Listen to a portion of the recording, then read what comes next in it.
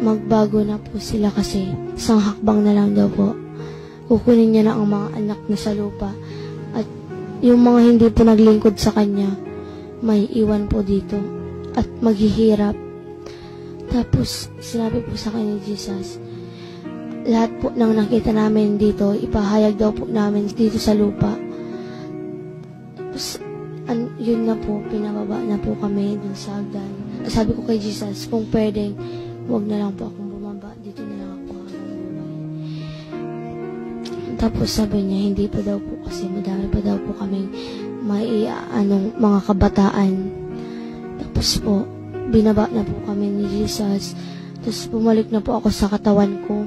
Ako po pala si May Casalmo, 14 years old, youth ng Matacon. Nung first Friday po, yung mga youth, pinahingi po ni Jesus ng sorry sa mga nagawa nila ng kasalanan. Pagkatapos po nun, nawalan po ako ng malay, nanginginig yung buong katawan ko. Tapos nakita ko po na maakyat yung kaluluwa namin. Tapos inabot po kami Jesus. Tapos sabi niya po,